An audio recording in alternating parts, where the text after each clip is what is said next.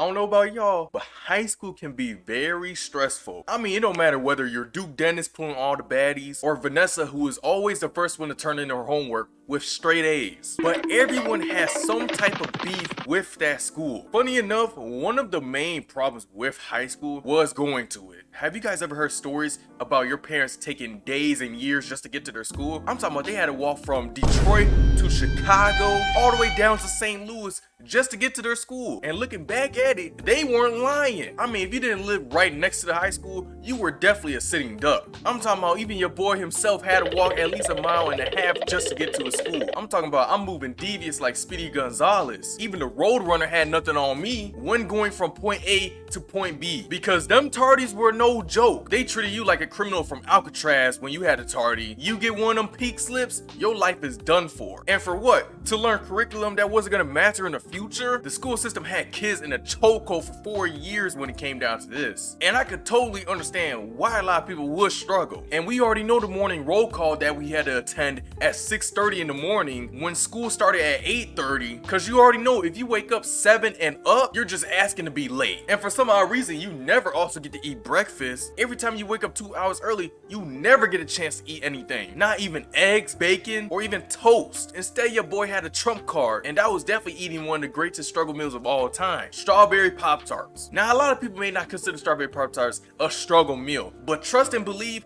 it came in clutch. We gotta talk about the homework. I swear, teachers had grudges with students every single day with the amount of books and essays and tests that they threw at us. Constant assignments, constant lessons, things that we thought we moved on from last week, and now we're talking about again this week. Shoot, even Kahoot wasn't safe. My boy Kahoot was getting abused every single day. They really had to study on Kahoot like it was ChatGPT, giving us all the little crumbs and bits on what the next test answers are about to be. And can we also talk about the fact that Kahoot had the most fire beats out there? I mean, if you think this beat isn't fire, then something's wrong with you. But that's besides the point. When it came to work in class, it was no joke, and everyone was either depressed or slumped. Them seats may have been hard and stuffed, may have been purposely made to make sure students don't sleep, but at the end of the day, students found out how to sleep on it. And when you got in that good position, you already know you're sitting there drooling for the rest of the class. And I always hate the teachers who will make the students buy supplies for their projects and will have them working on it as homework. Do you really think the average person has crayons in their house? Trust me, when you're out of elementary school, them crayons disappear instantly, and they'll have the nerve to tell you to get a poster board that's big as Mount Everest, talking about, I want you to bring it back to school with your project done on it, as if your boy can fit this in his regular backpack. And algebra gotta be the worst class out of all classes. I mean, every time I look at a sheet of paper with some sort of type of math problem on it, your boy's brain shuts down and restarts neurons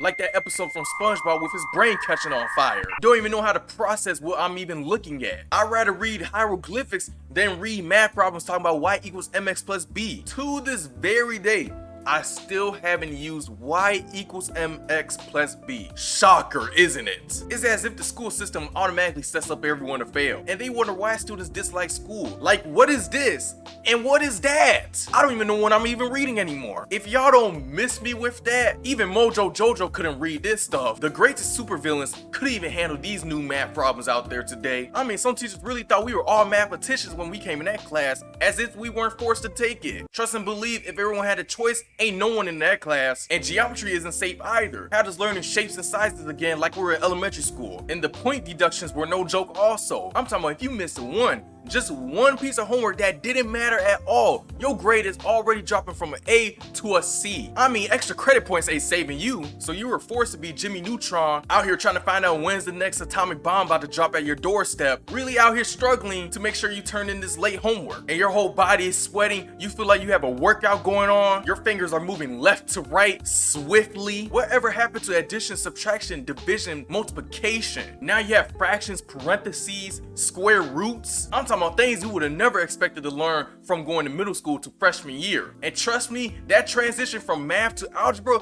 ain't no joke either. And then we also gotta talk about the social life. I'm talking about the social anxiety is through the roof here. You feel like you have to be a follower instead of a leader. Everyone has the most disgusting, horrendous, down bad drip out there known to man. I'm talking about they flexing around how much money they have, how many cars they got, asking you where's your Bugatti at. They move around devious in groups. They hang out in the bathrooms. It's almost as if you're forced to change and transition and become someone that you never wanted to be. And when you do that, you end up finding out it was for nothing. Everyone's moving around like they're another Chip Skylark from Timmy Turner, moving around with the most expensive pairs of new Jordans that just dropped a week ago. It's just like, what in the world is happening? You should just be yourself. Trying to copy off styles and trying to be some of these types of students around you will lead you to nothing. As a matter of fact, it won't even matter in the next 3 years. All that tripping and flexing is going to mean absolutely nothing. And you better hope you don't peak in high school also, because if you do, you are going to be a major fall off after graduation. Most of the people flexing then